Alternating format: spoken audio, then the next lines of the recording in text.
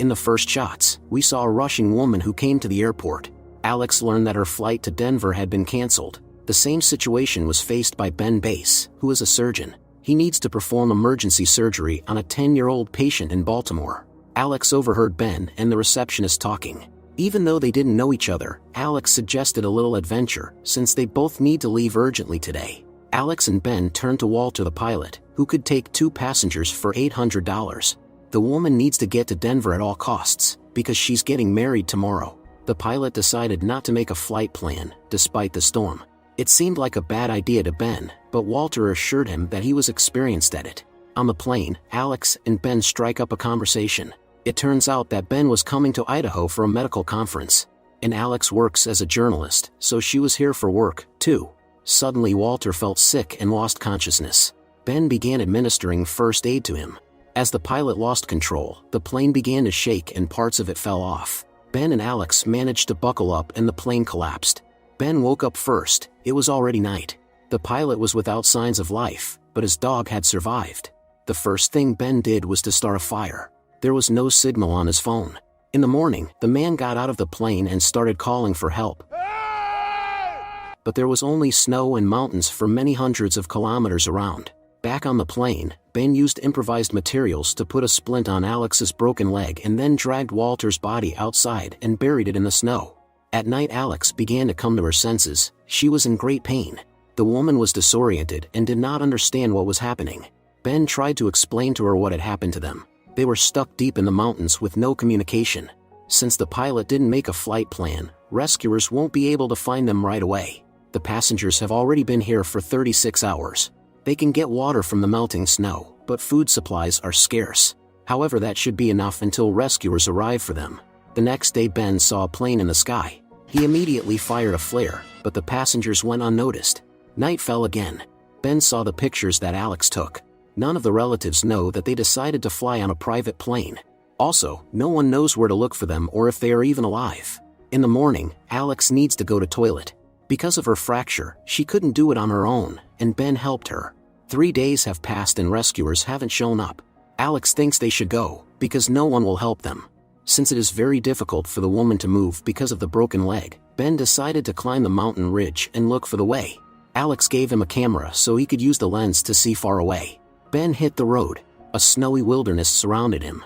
Alex, meanwhile, found his purse, which contained a picture of Ben and his wife. The woman seemed beautiful to her. Ben climbed to the top of the ridge, but there were no roads around.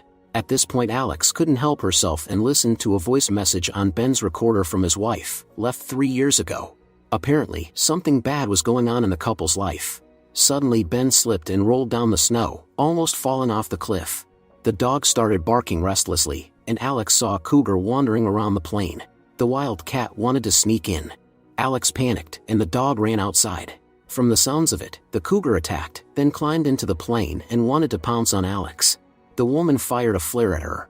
Hearing the gunshot, Ben hurried back. The dog was wounded by claws, and the doctor stitched up his wound. To pass the time, Alex asked Ben about his wife Sarah, but Ben was in no mood to talk about it. Outside he saw a cougar with no signs of life. Ben and Alex fried meat that will last about 10 days. Sarah thinks that if they go down from the mountains a little lower, they might be able to catch a signal. Ben has a different opinion. He is convinced that if they stay on the plane, rescuers will find them faster. A conflict arose between the passengers. Emotionally, Ben said that he would have had a better chance of being rescued if not for Alex and her broken leg. The next morning Alex, despite her injury, took the dog and without warning Ben, set off. Waking up, Ben found the woman nowhere to be found. He soon found a note from Alex, who said that if she made it out, she would be sure to bring help. Stopping from time to time to rest, Alex kept walking. Ben couldn't just sit and wait either, so he set out to find her. Meanwhile, Alex had already run out of energy. At some point she heard Ben's voice behind her. They decided not to go back to the plane, but to try to walk to a wooded area. To distract herself from pain and fatigue, Alex asked Ben about his job. He told her that he is a neurosurgeon. He really likes what he does. As they made their way through the snow, the passengers reached the trees. Here they found a cave where they could make a halt. They managed to make a fire. Alex's leg was swollen. The passengers tried to keep warm. Ben apologized for his words. Now they had to stick together to survive. Alex was worried that she hadn't told her fiancé in last phone call that she loved him. The next morning they were getting ready to hit the road again. Looking at the area through the lens of the camera, Alex noticed gleams. There might be something there. That's the direction the passengers decided to go. If they were lucky, they would make it before dark. Despite their fatigue and injuries, they did not stop, but then a precipice stood in their way. There was an icy river running below. Ben thinks they should go back, because if they try to go down, they will die. But Alex says they have no choice. If they don't go any further, they will surely die. Ben was not going to risk his life and turn back. Alex had no choice but to follow him. They were both tired, but they had to go. In the evening, the passengers built a fire again. Ben checked his phone for the umpteenth time, but still no signal, and besides the battery was almost dead. Regardless, they turned on the song for 1 minute so they wouldn't lose their spirits. In the morning, the passengers decided to find a way around to that shiny thing. At one point, Ben asked Alex to take a picture of him in front of nature. This might be his last photo. Alex said that she interviewed young people who were members of an extremist group. She managed to be friends with one girl who soon afterwards was badly injured in an explosion. She was dying in front of Alex, who in spite of this decided to take the photo because it is her job. That's why Alex doesn't want to take a picture of Ben in such a situation. The passengers continued on their way. They had been trying to find that shiny thing for 3 days, but so far without success. Surprisingly, they began to gradually get used to the cold.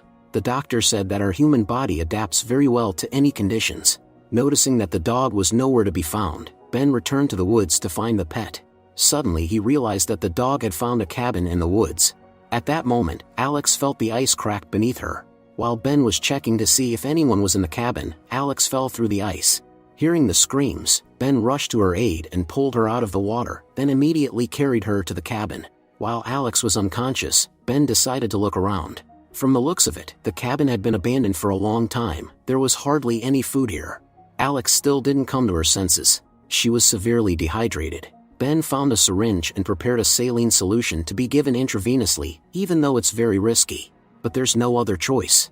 Now all that was left to do was wait. Ben was very worried about Alex, for he was afraid of being left alone in this icy wasteland. Soon Alex began to slowly regain consciousness. Ben nursed his weakened friend and fed her the soup he found in her can. They have no idea how to get out of here, but Ben promised that he would find a way. The next day, while Ben was exploring the area and chopping wood, the dog suddenly chased a hare. At this time Alex was secretly listening to the voice messages on Ben's recorder. The dog had missed the prey after all. Upon returning, he was outraged when he realized that Alex had listened to his messages without asking. She made the excuse that she only wanted to get to know him better, because they might die as strangers. Ben let her play the voice message after all. It turned out that the wife had left him 3 years ago. Lastly, Sarah said that there are some things he can't control. Ben didn't want to talk about it anymore. Alex just put her arms around him, and then kissed him on the lips. Ben responded to the kiss, and passion arose between them. Before Ben woke up, Alex took a picture of him. Later, she tells her lover that he must go without her and find help or they will both die. But Ben doesn't want to leave her. He confessed that his wife died of a brain tumor. Ben was never able to save her. Ben had to go on the road after all, and Alex was left here alone. At some point Ben couldn't take it and went back to the cabin, saying he wasn't going anywhere without her. With her injured leg, Alex set off with Ben. She found it increasingly difficult to walk, so Ben decided to carry her on a piece of tarpaulin. Soon they stopped to rest and dozed off. Suddenly the dog started barking, but neither Ben nor Alex woke up. Only when the dog threw Ben down into the snow, he woke up and saw the tracks of machinery. Ben immediately ran after Alex, who could not wake up. Soon the woman regained consciousness. She cried with helplessness, but they had to move on. Suddenly Ben, who had gone to look for the dog, fell into a trap. Alex tried to get it off her leg, but couldn't.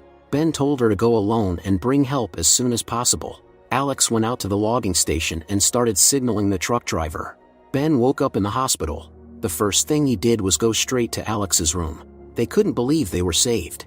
Suddenly they were interrupted by Mark, Alex's fiancé, who thanked Ben for helping his bride. Ben didn't want to part with Alex, but he had to leave.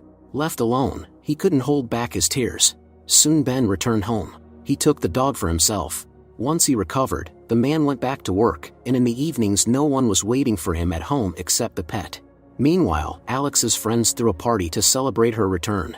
Everyone wanted to see the pictures she had taken while in the mountains, but Alex wasn't ready to show them to anyone. Unable to stand it, Alex called Ben. He did not return her calls. as he thought it would be better that way. Mark noticed the strange behavior of the bride. He said he loved her and together they could get through this. During the night, Alex woke up unexpectedly with a panic attack. The next evening she decided to develop those very pictures. Soon Ben received a letter with the photos in it. That evening he did call her. They met in a restaurant. Both felt uncomfortable and asked each other the standard questions. Ben said he devoted all his time to work to distract himself. Alex admitted that it was hard for her to go back to her old life. She can't fly on airplanes anymore. The wedding never happened because she and Mark broke up after all. Ben was sure Alex was married, which is why he didn't answer his phone.